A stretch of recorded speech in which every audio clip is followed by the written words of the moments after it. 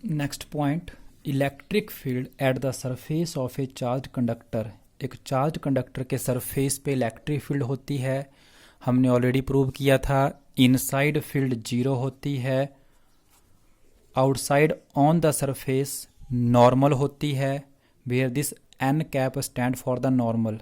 But होती कितनी है, what is the magnitude of the field, field का मैग्नीट्यूड कितना है, तो that is sigma upon epsilon not. ये हमने प्रूव करना है कि कंडक्टर के सरफेस पे, एक चार्ज कंडक्टर के सरफेस पे इलेक्ट्रिक फील्ड जो होती है normal to surface and is equal to sigma by epsilon nought. फिर what is sigma, surface charge density of the charge on the surface. जो सरफेस पे चार्ज है, let sigma is the surface charge density. जिस हिस्से पे positive charge होगा वहाँ पे चार्ज डेंसिटी पॉजिटिव होगी, जिस पार्ट पे नेगेटिव चार्ज होगा वहाँ पे चार्ज डेंसिटी नेगेटिव होगी। तो let sigma be the charge density, this one is our conductor, ये हमारा कंडक्टर है। Consider a small area element on the surface. Conductor के सरफेस पे हमने एक छोटा सा एरिया एलिमेंट कंसीडर कर लिया है।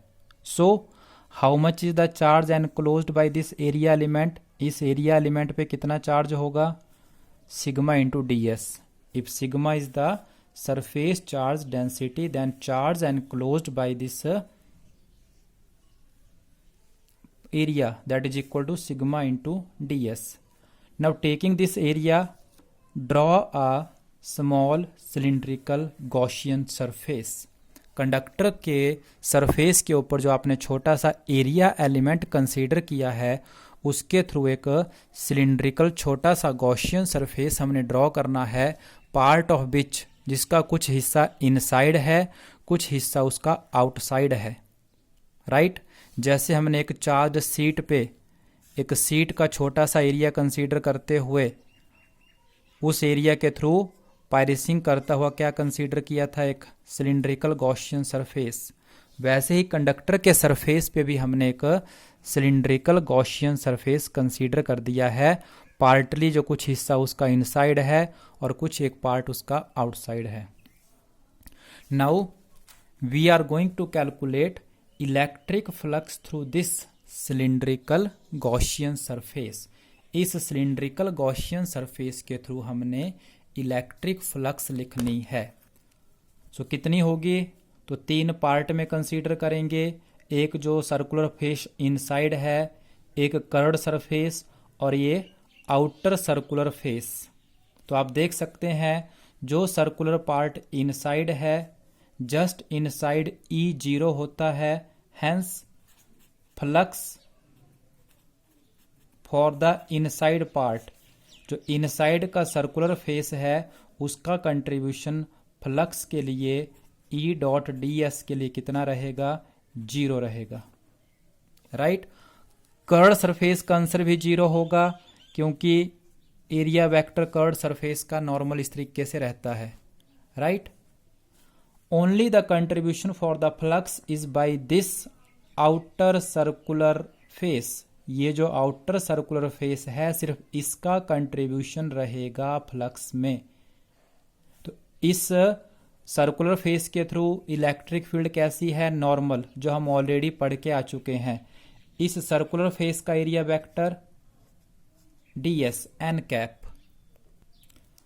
सो how much is the flux for this outer circular face. Curved surface के लिए भी आंसर जीरो होगा क्योंकि कुछ कर्व्ड सरफेस इनसाइड है तो ई जीरो है, कुछ कर्व्ड सरफेस आउटसाइड है लेकिन ई और एरिया वेक्टर कर्व्ड सरफेस के लिए परपेंडिकुलर मींस थीटा 90 का है।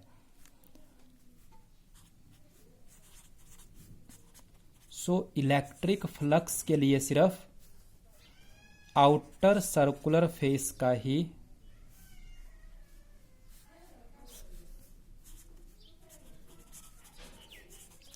कंट्रीब्यूशन होगा। तो कितनी बनेगी, both E and D S they are in the same direction, so E dot D S, simple E into D S क्योंकि cos थीटा 0 का बनेगा तो simple E into D S लिख दिया आपने, क्योंकि सर्कुलर फेस का एरिया वही होगा जो एरिया एलिमेंट हमने सरफेस पे सोचा है, कंसीडर किया है ds, वही इस सर्कुलर फेस का एरिया भी होगा।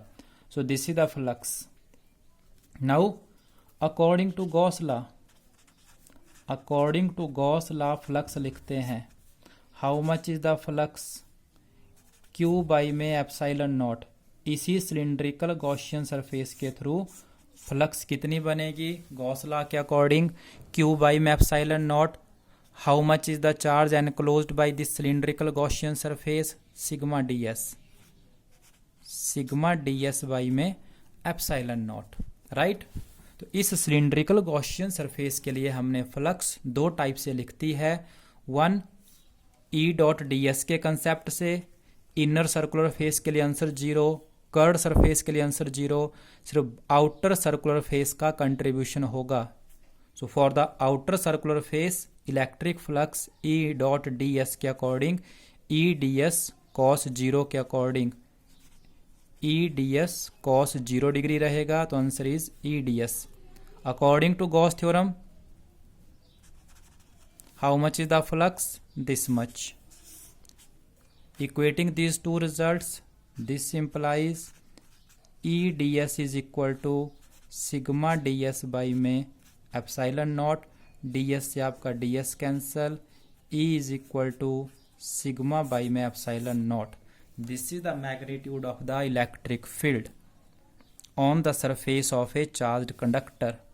And in vector form अगर लिखना है तो E is equal to sigma upon epsilon naught into n cap। क्यों?